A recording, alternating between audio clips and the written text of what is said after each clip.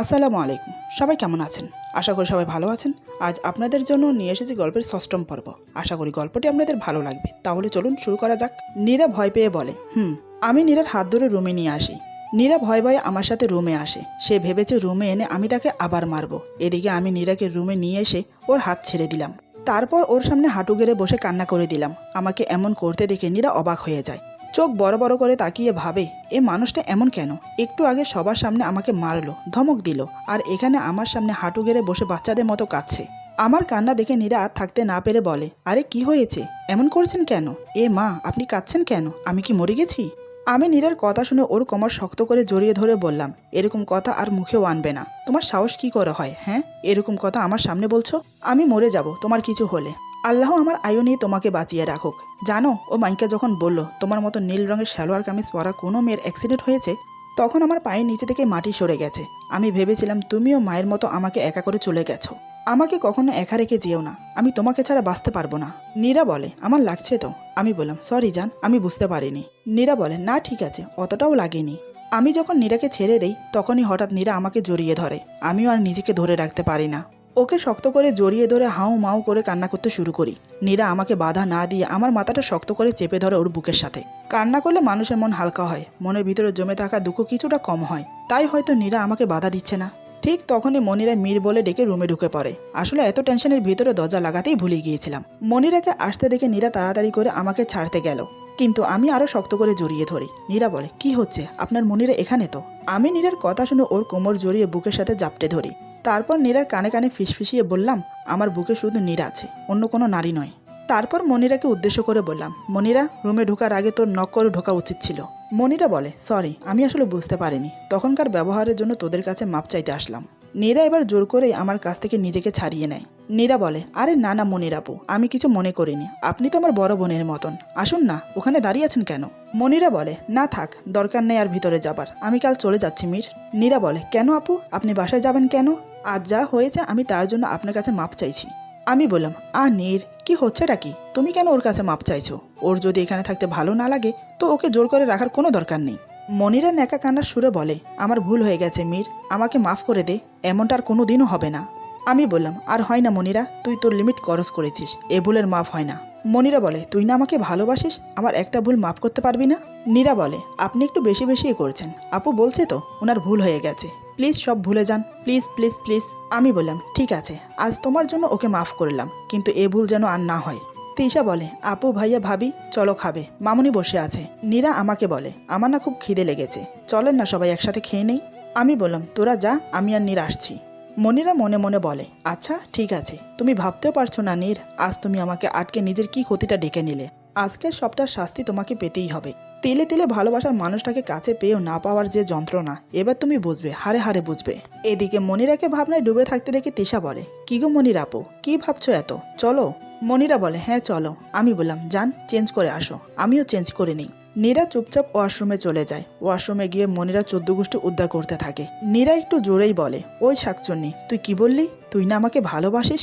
ওই রাক্ষসী, তুই জানিস না ওর বউ মানে আমি এখনো জলজ্যান্ত বেঁচে আছি? কোন সাহসে তুই ওকে ভালোবাসার কথা বলিস? ও শুধু আমাকে ভালোবাসবে, শুধু আমাকে, বুঝলি রাক্ষসী? ওর দিকে তাকালেও না তোর চোখ তুলে নেব, বুঝলি মনিরা শাকচুন্নি? ওয়াশরুম থেকে নীরার কথার আওয়াজগুলো আমার কানে আসছে, তবে স্পষ্টভাবে বুঝছি না ও কি বলছে। এটা বুঝতে পারছি মনিরাকে নিয়ে কিছু বলছে। আমি বললাম, কি গো নীর পাখি, তোমার হলো? নীরা বলে, আসছি। নীরা ওয়াশরুম থেকে বেরিয়ে আসলে আমি বললাম, তুমি ওয়াশরুমে কি কি বিড়বিড় করছিলে নীর পাখি? নীরা আমার কথা শুনে থতমত খেয়ে যায়। সে আমতামতা করে বলে, কই কিছু না তো। আপনি একটু বেশিই শুনেন, তাড়াতাড়ি ফ্রেশ হয়ে আসুন। আমি আর কিছু বললাম না, ফ্রেশ হতে ওয়াশরুমে চলে গেলাম। তারপর আমি আর নীরা খাবার খেতে নিচে নেমে আসি। এসে নীরা খেয়াল করলো তিশার পাশে একটা চেয়ার ফাঁকা আর মনিরার পাশে একটা চেয়ার ফাঁকা। আমি মনিরের পাশের চেয়ারে বসতে যাব, ঠিক তখনই নীরা আমার পায়ের উপর জোরে পা তুলে দেয়। আমি বললাম, নীর পাখি, কি করছো? এদিকে নীরা আমার কথা না শুনে ইশারায় তিশাকে মনিরার পাশে এসে বসতে বলে, কিন্তু তিশা ওঠে না। ও নীরার কথা না বোঝার ভান করে চুপচাপ বসে থাকে। তিশা মনে মনে বলে, আমি ঠিক বুঝেছি ভাবি, তুমি ভাইয়াকে মনিরার পাশে বসতে দেবে না, কিন্তু আমি তো সেটা হতে দেব না। আমি চাই তুমি নিজের অধিকার নিজে আদায় করে নাও। এভাবে আর কত দূরে সরে থাকো দেখি তো আমি, এই বলে মনে মনে হাসে। এদিকে মনিরা আমার হাত ধরে ওর পাশে বসিয়ে দেয়। নীরা এটা দেখে রেগে যায়। নীরা মনে মনে বলে, এই গাছ পেতনি, তুই আবার আমার বরের হাত ধরেছিস? তোর লজ্জা শরম নেই? একটু আগেই তো এই হাতে ঠাস করে একটা খাইলি। হায় আল্লাহ, মেয়ে মানুষ এত বেহাইয়া কেমনে হয়? আমারটাকে দেখো। নাচতে নাচতে গিয়ে ওর পাশে বসলো। দেখে নেব তোকে। বাবা বলে, কি রে মা, বস, দাঁড়িয়ে আছিস কেন? নীরা বলে, বসছি বাবা। এই বলে নীরা গিয়ে তিশার পাশে বসে পড়ে। তারপর নীরা বিড়বিড় করে বলে, খাচ্চর বাইয়ের খাচ্চর বোন, ইচ্ছে করছে তিনোটাকে গাছের মগডালে বেঁধে রাখি। তিশা বলে, ভাবি তুমি খাচ্ছ না কেন? কি ভাবছো এত? নীরা ফিসফিস করে বলে, তুমি আমার কথা শুনলে না কেন? তিশাও ফিসফিস করে বলে, তুমি আমাকে আবার কখন কি বললে? নীরা বলে, কিছু না, খাও। বাবা আমাকে উদ্দেশ্য করে বলে, শুনলাম তুমি নাকি অফিসে যাচ্ছ। তিশা বলে, যাচ্ছে না, ভাবির টেপে যাচ্ছে। বাবা বলে, তা এই পরিবর্তন কি কিছুদিনের নাকি পার্মানেন্টলি? নীরা বলে, পার্মানেন্টলি বাবা। আমি নীরার দিকে তাকিয়ে আছি অবাক হয়ে। এদিকে বলে আমাকে ভালোবাসে না, আমাকে স্বামীর অধিকার দেবে না, কিন্তু আবার দেখে আমার সব কাজে সব ব্যাপারে দায়িত্ব নিয়ে করছে। বুঝলাম না ওর মতলব কি। আমি বললাম, পার্মানেন্টলি। বাবা বলে, তাহলে হাল যখন ধরলি ভালো করেই ধর, আমি একটু বাঁচি। তুই বরং ধানমন্ডি আর সাভারের বিজনেস দুটো দেখাশোনা কর, আমি বাকি সব সামলে নিচ্ছি। আমি বললাম, ঠিক আছে বাবা। বাবা বলে, আর আমি ভাবছি সামনের মাসে তোদের বিয়েটা আবার দিতে, তোরা কি বলিস? মা বলে, এটা তো খুব ভালো কথা, তাহলে খুব মজা হবে। আমার একমাত্র ছেলের বিয়ে, আমি খুব আনন্দ করব। তিশা বলে, থাক মামনি, আর বেশি লাফিয়েও না। দেখা যাচ্ছে তোমার ছেলে আবার এমন কিছু করেছে যে তোমার ওই আনন্দ না মাটি হয়ে যায়। আমি বললাম, চুপ করবি নাকি কানের নিচে খাবি? তিশা বলে, হ্যাঁ হ্যাঁ, ওটাই তো ভালো পারিস। বাবা বলে, আচ্ছা তোমরা থাকো, আমার খাওয়া শেষ। মা বলে, আমারও হয়ে গেছে। এই বলে বাবা আর মা উঠে চলে গেল। তিশা বলে, ভাবি কি হলো, তুমি খাচ্ছ না কেন? জানি না। এ কথা শুনে নীরার কি হলো। নীরা তিশার মুখে মুঠোভর্তি ভাত নিয়ে জোর করে ঢুকিয়ে দিল। নীরা বলে, চুপচাপ খাও, কথা বলবে না একদম। তিশা মুখ ভর্তি ভাত নিয়ে আউ আউ করছে, কোনো কথাই বলতে পারছে না। এটা দেখে আমি হাঁ হয়ে তাকিয়ে আছি। নীরা তিশাকে বলে, চুপ। আমি বললাম, তুমি ওর সাথে এমন করছো কেন? নীরা বলে, আপনি চুপ করে খান, কোনো কথা বলবেন না। আমি অবাক হয়ে বললাম, আমি আবার কি করলাম? এই সুযোগে মনিরা আমার হাত ধরে বলে, আমাকে মাফ করে দাও না মীর। আমি বললাম, তোর আবার কি হলো? তুই আমাকে তুমি করে বলছিস কেন? এটা দেখে নীরা রাগে বিড়বিড় করে বলে, বল শাকচুন্নি, তুমি কেন আমার কোলে গিয়ে বসো না কুত্তি? মনিরা বলে, এমনি বলতে ইচ্ছে করলো। তিশা এতক্ষণ পর মুখের ভাত শেষ করে বলে, ভাবি পানি খাইয়ে দাও। নীরা বলে, নিজের হাতে নিয়ে খাও। তিশা বলে, নিজের হাতে এত সুন্দর করে ভাত খাইয়ে দিলে আর পানি খাইয়ে দেবে না? এই কথা শুনে নীরা তিশাকে পানি খাইয়ে দিল, আর চোখে আমাকে দেখছে আমি কেমন করে মনিরার সাথে হেসে হেসে কথা বলছি সেটা। মনিরা বলে, সত্যি করে বল, আমার উপর রাগ করিসনি? আমি বললাম, না। নীরা আবার বিড়বিড় করে বলে, বাদর বেটা, তুই কি রে গিরগিটির মতো রং পাল্টাচ্ছিস? কিছু বলি না তাই পাট নিয়ে যাচ্ছিস, যখন ধরবো না বালি দিয়ে চেপে ধরবো, ব্রহ্মদৈত্য একটা। মনিরা বলে, মীর চল ছাদে যাই। এই কথা শুনে নীরা এবার তিশাকে ঝাড়ি দিয়ে ওঠে। নীরা বলে, এত সময় লাগে কেন খেতে? খেতে বসছো নাকি টকশো করতে বসছো, যত সব। এই বলে নীরা উঠে চলে গেল। তিশা অবাক হয়ে বলে, যাব বাবা, আমি আবার কি করলাম, আমাকে কেন বকলো? আমি মুচকে এসে মনে মনে বলি, নীরপাখি, কেন যে মনের কথাটা বলো না? তুমি যে আমাকে ভালোবাসো, তুমি কি তা জানো? দেখি আর কতদিন তুমি চুপ থাকতে পারো। তারপর তিশাকে উদ্দেশ্য করে বললাম, তোকে কিছু বলেনি, তুই যা ঘুমিয়ে পড়। মনিরা তুইও যা। মনিরা বলে, আমার রুমের লাইটটা জ্বলছে না, একটু দেখ না। আমি বললাম, ঠিক আছে চল। এদিকে নীরার রুমে গিয়ে আমার জন্য অপেক্ষা করতে থাকে, কিন্তু আমি আসছি না। অনেকক্ষণ অপেক্ষা করার পর যখন দেখে আমি আসছি না, তখন আমাকে খুঁজতে বের হয়, কিন্তু কোথাও আমাকে না দেখে মনিরার রুমে আসে। এসে দেখে আমি দাঁড়িয়ে আছি আর মনিরা আমার হাত ধরে কিছু বলছে। এটা দেখে নীরার রাগ বেড়ে যায়। সে রুমে প্রবেশ করে আমার হাত ধরে টানতে টানতে রুমে নিয়ে যায়, তারপর আমাকে বিছানায় বসিয়ে দেয়। নীরা বলে, একটা কথাও নয়, এখন যদি আপনি না ঘুমান তো আমার থেকে খারাপ কেউ হবে না। নীরার রাগে চেহারা দেখে আমি তো অবাক। যে মিরাজ কিনা সবাইকে ঝাড়ি আর রাগ দেখে দমিয়ে রাখে, আজ সেই মিরাজ কিনা তার ভালোবাসার মানুষের কাছে ঝাড়ি খাচ্ছে। আমি নীরার ঝাড়ি খেয়ে চুপচাপ শুয়ে পড়ে বললাম, নীরপাখি তুমি ঘুমোবে না? নীরা বলে, আমার কথা কারোর ভাবতে হবে না, একটা কথা না বলে চুপচাপ ঘুমান, একটা শব্দও যেন না হয়। আমি নীরার কথা শুনে ওকে টেনে বুকে জড়িয়ে ধরে বললাম, চুপচাপ থাকতে হলে যে আমার নীরপাখিটাকে আমার বুকে থাকতে হবে। নীরা বলে, ছাড়েন আমাকে, একদম আমার কাছে আসবেন না। যার কাছে ছিলেন তার কাছে যান, আমার কাছে কেন আসছেন? হ্যাঁ। আমি নীরাকে আরও রাগানোর জন্য বললাম, ওর কাছেই তো ছিলাম, তুমিই তো টেনে নিয়ে আসলে। ঠিক আছে তাহলে ওর কাছেই যাই। উঠতে উঠতে বললাম। নীরা বলে, একদম উঠবেন না, চুপচাপ ঘুমান। আমি বললাম, তাহলে যে আমার বুকে এসে জড়িয়ে ধরতে হবে আমাকে? নীরা বলে, পারবো না। আমি বললাম, তাহলে আমি। এটা বলতে নীরা আমার বুকে মাথা দিয়ে জড়িয়ে ধরে ঘুমলো। বাঙালিদের একটি প্রবাদ সত্যি বটে, বাঙালি মেয়ে আর যাই করুক, নিজের স্বামীর ভাগ কাউকে দেবে না। সে যেমনই হোক, হোক সে গুন্ডা, হোক না সে বদমাশ, হোক না সে চোর ডাকাত, যেমনই হোক, বাঙালি মেয়েরা নিজের ভালোবাসা দিয়ে স্বামীকে আগলে রাখতে চায়। তার ভালোবাসা দিয়ে স্বামীর বাজে অভ্যাসগুলো ছাড়িয়ে তাকে ভালো মানুষ করে আপন করে নিতে চাই। এই হচ্ছে বাঙালি। আমি মনে মনে হেসে বললাম, নীরপাখি, আমাকে ছেড়েও দিচ্ছ না, আবার ধরেও রাখছো না, কোন জ্বালায় যে রাখছো আমাকে কে জানে। দেখি কতদিন এভাবে থাকো। তোমার ভালোবাসা আমি তো জয় করেছি, তোমার মুখ দিয়েই তা স্বীকার করাবো। আমি মনে মনে এসব ভাবছি। নীরা আমার বুকের মাঝে উসখুস করছে। আমি বললাম, কি হলো, এমন করছো কেন? তোমার কি ঘুমোতে সমস্যা হচ্ছে? ছেড়ে দেবো? নীরা আমার বুক থেকে মাথা তুলে আমার দিকে তাকায়, আমার চোখে চোখ রেখে বলে, ঘুম আসছে না। আমি বললাম, কেন, ঘুম আসছে না কেন? নীরা বলে, কি করে আসবে, দুপুর থেকে রাত 11টা পর্যন্ত দোলনায় বসে ঘুমিয়েছি, এখন আবার ঘুম আসে? আমার ঘুম আসছে না। আমি বললাম, তাহলে বলো কি করব, কি করলে তোমার ঘুম আসবে? নীরা বলে, আমি জানি না, আপনি ঘুমিয়ে পড়ুন, সারাদিন অফিস করে এসেছেন, আপনি নিশ্চয়ই অনেক ক্লান্ত। আমি বললাম, আমি তো ক্লান্তই বটে, তার চেয়ে বেশি ক্লান্ত করে দিয়েছো তুমি আমাকে। আজ তো ধরতে গেলে তুমি আমাকে মেরেই ফেলেছিলে। নীরা বলে, আমি আবার কি করলাম? আপনারা আমাকে ভালোভাবে বাড়ির ভিতরে না খুঁজে বাইরে খুঁজতে চলে গেছেন, এটা কি আমার দোষ? উল্টো আপনি আমাকে মারলেন। আমি বললাম, মেরেছি, বেশ করেছি। তুমি যে আমাকে জিন্দা মেরে ফেলতে চেয়েছিলে সেটার কি হবে? তুমি জানো আমি কতটা কষ্ট পেয়েছি? বুঝবে কি করে? তুমি তো আমার জায়গায় নেই, তুমি তো তোমার জায়গায়। আমার জায়গায় থাকলে বুঝতে পারতে আমি তোমাকে কতটা ভালোবাসি। তোমাকে হারানোর ভয় সবসময় আমাকে কুরে কুরে খায়। নীরা বলে, হয়েছে, আর বলতে হবে না, রাত অনেক হলো, আপনি ঘুমিয়ে পড়ুন। আমি বললাম, তুমি কি করবে? নীরা বলে, কি আর করব, চেষ্টা করে দেখি ঘুম আসে কিনা। আমি বললাম, ছাদে যাবে? নীরা বলে, তখন মনির আপু বলেছিল ছাদে যাওয়ার জন্য, আপনি যাননি, এখন আমাকে নিয়ে গেলে দেখলে কিছু মনে করবে না? আমি বললাম, তুমি বারবার মনিরার কথা কেন বলো, বলো তো? দেখো নীরপাখি, হয়তো মনির আমাকে ভালোবাসে, হয়তো বলছি কেন, ও আমাকে সত্যিই ভালোবাসে, কিন্তু আমি তো ওকে ভালোবাসি না। আমার একমাত্র ভালোবাসা শুধু তুমি, তোমার জন্য আমি আমার জীবনটাও দিতে পারি। আমি জানি মনির আমার আশেপাশে থাকলে তুমি সহ করতে পারো না।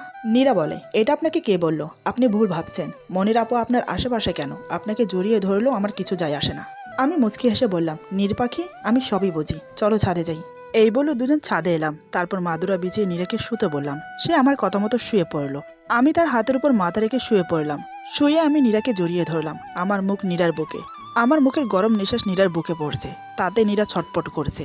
এত নড়াচড়াতে আমার ঘুমোতে অসুবিধা হচ্ছে।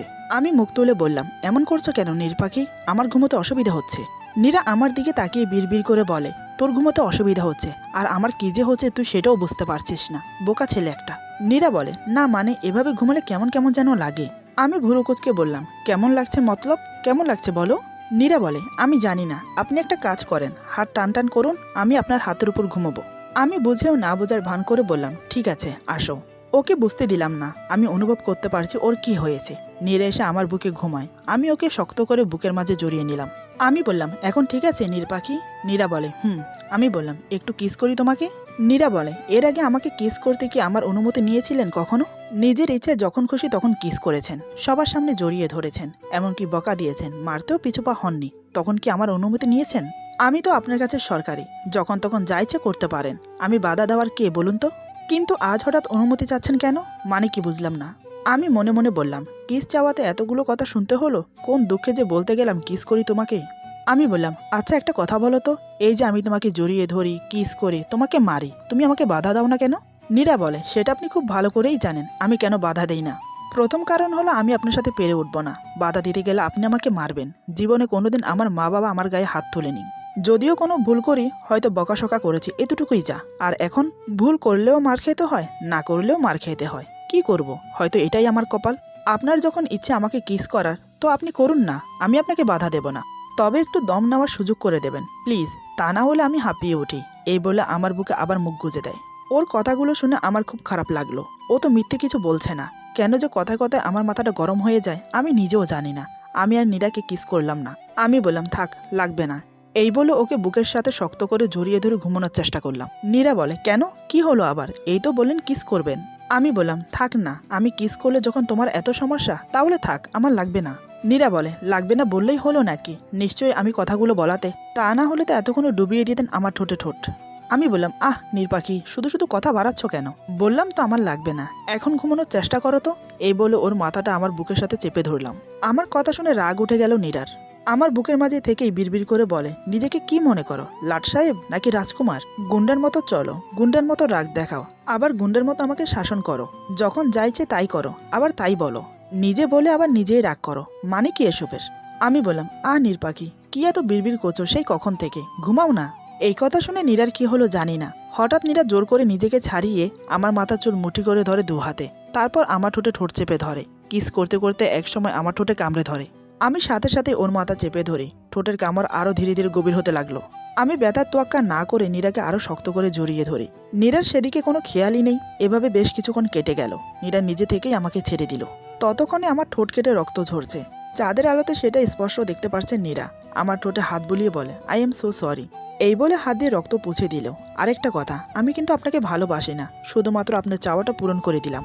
এই বলে আবার আমার বুকে মাথা গুজে জড়িয়ে ধরে আমাকে। আমি ওর কথার উত্তর দিলাম না, ওকে জড়িয়ে ধরে ঘুমানোর চেষ্টা করলাম। নীরা কখন ঘুমিয়েছে বুঝতে পারিনি। সকালে আমার ঘুম ভাঙে রোদের ছটা চোখে এসে পড়াতে। শুধু আমার না, নীরার চোখে মুখেও রোদ এসে পড়েছে। মেয়েটা বাচ্চার মতো আমাকে আঁকড়ে ধরে ঘুমিয়ে আছে। আমি মুগ্ধ নয়নে ওকে দেখে যাচ্ছি। প্রায় আধা ঘন্টা পর ঘুম ভাঙে নীরার। সে চোখ মেলেই দেখে আমার বুকে ঘুমোচ্ছে, আর আমি ওকে শক্ত করে জড়িয়ে ধরে ওর মুখের দিকে তাকিয়ে আছি। নীরা বলে, কি দেখছেন এভাবে? আমি বললাম, আমার নীর পাখিটাকে। নীরা বলে, আমাকে দেখার কি আছে? আমি বললাম, তুমি কি করে জানবে এই মুখটার মধ্যে আমার দুনিয়া আছে? হঠাৎ নীরা বলে, আচ্ছা আমি যদি এখন মরে যাই তাহলে কি আপনার দুনিয়া থেমে যাবে? এই কথা শোনার সাথে সাথে আমার মাথা আবার গরম হয়ে উঠল। মেয়েটা বারবার মরার কথা কেন বলে? ও জানে না এটা শুনলে আমার বুকের ভেতর কেমন ঝড় উঠে? আমি কথাটা শুনে নীরাকে নিজের কাছ থেকে ছাড়িয়ে মাদুরের ওপর ধাক্কা দিয়ে ফেলে দেই। তারপর কিছু না বলে হনহন করে নিচে নেমে আসি। এসে ওয়াশরুমে চলে গেলাম। নীরা আমার চলে যাওয়ার দিকে তাকিয়ে থেকে বলে, আরে এটা কি হলো? এই সামান্য কথা এত রাগ করার কি হলো? এই বলে আমার পিছু পিছু নিচে নেমে আসে। আমি ওয়াশরুম থেকে রুম থেকে বের হয়ে গেলাম। নীরার দিকে তাকালাম না পর্যন্ত। মেয়েটা আমাকে ভাবে কি সব সময়? যখন তখন মরার কথা বলে আমাকে ভয় পাইয়ে দেয়। নীরা বলে, আজব ছেলে তো, এই কাছেটা নে, এই ছুঁড়ে ফেলে দেয়। এই বলে ফ্রেশ হওয়ার জন্য ওয়াশরুমে চলে যায়। ফ্রেশ হয়ে এসে ড্রেসিংয়ের সামনে দাঁড়িয়ে শাড়ি পরতে থাকে। নীরার চুল থেকে টপ টপ করে জল পড়ছে। নীরা আনমনা হয়ে শাড়ি পরে চলেছে। এদিকে যে কেউ একজন নীরার দিকে অপলক চোখে তাকিয়েছিল সেটা নীরা খেয়াল করেনি। দরজাটা খোলাই ছিল।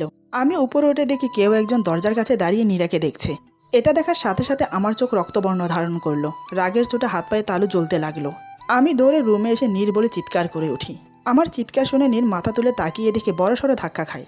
নীরার সামনে দরজায় হেলান দিয়ে একটা ছেলে দাঁড়িয়ে আছে, আর আমি নীরার সামনে দাঁড়িয়ে ওর দিকে বিস্ফারিত দৃষ্টিতে তাকিয়ে আছি। আমাকে দেখে নীরার মনেই নেই যে ও শাড়ি পরেছিল, আর ছেলেটা এখনও ওইভাবেই নীরাকে দেখে যাচ্ছে। নীরা কি করবে বুঝতে না পেরে আমাকে জড়িয়ে ধরে। আমি ছেলেটির দিকে তাকানো মাত্রই ছেলেটি চলে যায়। আমি নীরাকে বিছানায় ধাক্কা মেরে ফেলে দিয়ে দরজা নক করে দিই। নীরা ভয়ে ভয়ে বলে, আমি আসলে দেখিনি ওই ছেলেটা এখানে দাঁড়িয়ে আছে, আমি তো শাড়ি পরাতে ব্যস্ত ছিলাম। আমি চেঁচিয়ে বললাম, কি হচ্ছিল কি এটা? হ্যাঁ, চোখে দেখো না চেঞ্জ করার সময় যে দরজা লক করতে হয় সেটা বাচ্চারাও জানে, আর তুমি জানো না? ইডিয়েটের মতো সবসময় না করলে হয় না? কত জ্বালাবে তুমি আমাকে? নীরা বলে, আমি সত্যিই দেখিনি। আমি বললাম, কি দেখো নাই? হ্যাঁ, কি দেখো নাই? সবাইকে দেখাতে চাও তুমি খুব সুন্দরী? নীরা বলে, আপনি ছাড়া রুমে কোনো ছেলে আসে না আসে তা আমি কি করে জানবো? আর আপনি আমাকে কি ভাবেন? হ্যাঁ, আমি আমার শরীর বাইরের মানুষকে দেখিয়ে বেড়াই? আমি বললাম, তাছাড়া কি? হ্যাঁ, কেউ এতটা বেখেয়ালে কি করে হয়? সামনে কেউ দাঁড়িয়ে থাকলে দেখা যায় না? আমি চাই আমার নীরকে শুধু আমি দেখব, শুধু আমি, কিন্তু তুমি? নীরা বলে, আমি কি? আমি বললাম, তুমি কি সেটা তুমি নিজেই জানো। বারবার আমার কথা অমান্য করো কেন? এমন করো তুমি বলো তো? আমাকে জ্বালিয়ে কি মজা পাও তুমি? আমার চিৎকার শুনে নীরা কান্না করে দেয়। আমি বললাম, একদম চুপ, চোখ থেকে এক ফোঁটা জল যেন মাটিতে না পড়ে। কিছু বললেই নেকা কান্না, থাপ্পড় মেরে না তোমার দাঁত ফেলে দেবো আমি। নীরা কান্না করতে করতে বলে, সব দোষ কি আমার? ওই ছেলেটার কি কোনো দোষ নেই? আমি বললাম, হ্যাঁ, ওর কোনো দোষ নেই, সব দোষ তোমার। শাড়ি পরার সময় খেয়াল ছিল না মানুষ ঘরে কাপড় চেঞ্জ করে দরজা লক করে? আর তুমি, তোমার কি কমন সেন্স বলতে নেই? সব জানো, আর এটা জানো না কাপড় চেঞ্জ করতে হলে ঘুমোতে হলে দরজা লক করতে হয়? আর কতবার বলবো নীর, আমার রাগ উঠিও না। আমি নিজেকে কন্ট্রোল করতে পারি না। তুমি জানো ও তোমাকে কেমন বাজে দৃষ্টিতে দেখছিল? নীরা বলে, আপনি আর তার চেয়ে কম কি? এবার আমার মেজাজ গেল বিগড়ে। আমি ছুটে গিয়ে ওর চুলের মুঠি চেপে ধরে ওর মুখের উপর ঝুঁকে পড়ে বললাম, একদম বাজে কথা বলবে না। আমি যদি ওই ধরনের ছেলে হতাম তাহলে তুমি এতক্ষণ এই অবস্থায় থাকতে না। তোমার শরীরের প্রতিটা অঙ্গ প্রত্যঙ্গ আমার নখদর্পণ হতো। আমি ভালোবাসার কাঙ্গাল হতে পারি, কিন্তু মেয়ে আসক্ত পুরুষ নই। এই বলে আমি নীরাকে ছেড়ে দিলাম। তারপর হঠাৎ যা করলাম তা দেখে নীরা আশ্চর্য হয়ে যায়। পলকেই ওর কান্না বন্ধ হয়ে যায়। ও হাঁ হয়ে আমার মুখের দিকে তাকিয়ে থাকে, ভাবতে পারছে না সে কি বলবে বা কি করবে। এরপর যা হলো। আজকের গল্প এখানে সমাপ্ত। গল্পের বাকি অংশ পেয়ে যাবেন আগামী পর্বে। আশা করি সবাই ভালো থাকবেন, সুস্থ থাকবেন। আল্লাহ হাফেজ।